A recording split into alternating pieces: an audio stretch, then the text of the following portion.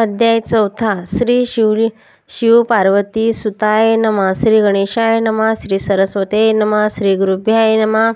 नमन तुझला त्र्यंबकेश्वरा, पार्वतीपते कैलासनाथा, तुझाच वरद हस्ते राहो द्या जीवनी. व्यंकटलालाचे घर झाले मंदिर, भक्तगण येऊ लागले तेथे. येण्यास स्वामी दर्शन, स्वामी कधी कधी खेळ बालकास खेळत. अक्षय तृतीय दिनी प्रभात खेळ, रंगला स्वामी स गोपाळांचा, तोच स्वामी वंदले नाही. ओढली चिलीम चिलीम भरली तंबाखू घालून, पण कोणाही घरी पेटली नव्हती अग्निधुनी. अरे बालकांनो, जानकीरामा सोन्यासाठी पेटवितो नळी, त्याच्याकडून घेऊन यावी अग्निधुनी. बालक गेले जानकीरामाकडे मागण्यास अग्निधुनी.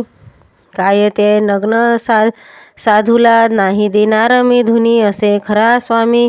देवभक्त सज्जन हात मंत्र समर्थ्याने, पेटविले चिलीम स्वामी वंदले. खरे बोलला जानकीराम, बंकटलाला चिलमीवर काडी धरून, आपण मंत्र सामर्थ्याने पेटवू चिलीम. स्वामींनी मंत्र समर्थ्याने पेटविली चिलीम. अक्षय तृतीयेचा होता सण, जानकीरामाने तयारी केली होती गाव भोजन. भोजनासाठी जमले सारे जण, चिंचवण्यात पडलेले किडे पाहून सारे जण उठले भोजन टाकून. जानकीरामाचे बदलले मन, चिंच गुळ नवीन असून कसे गेले किडे घालून. मी आज दुखावले स्वामींचे मन, याची क्षमा मागून.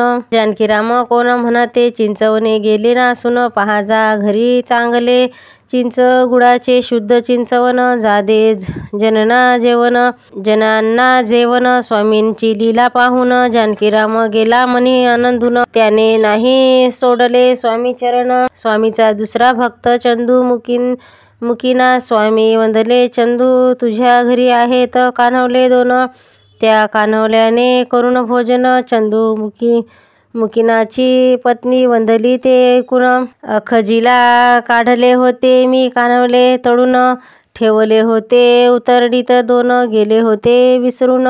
उतरडीतील ते कान्हवले पाहून दोघे गेले आश्चर्याने आनंदून. नव्हती गेली त्याला बुरशी लागून, तसेच माठात पाठविले वडलेले कान्हवले दोन, पत्नी आणि चंदू मुगून. दोघे गेले आश्चर्याने खजील होऊन. स्वामींनी कसे कळले घरात आहेत कान्हवले दोन. चिंचोळी गावात माधव एकटाच जगत होता जीवन, पत्नी पुत्र सारे गेले होते विश्व सोडून.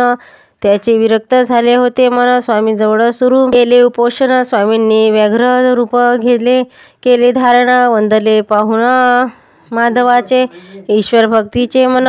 माधवाने व्याघ्र पाहून पडू लागला जीव घेऊन, तोच गजानन महाराजांचे ते रूप. संतुष्टला माधव पाहून, वंदला स्वार्थ झाले माझे जीवन, तुमचे चरणी अर्पितो सारे जीवन. माधव गेला विश्व सोडून, शेगावी असतो वसंत पूजेला सण, पण कोणी नव्हता तेथे ब्राह्मण, सारे गेले चिंतून. स्वामी वंदले की वसंत पूजा होणार, पूजेला येणार आहे ब्राह्मण.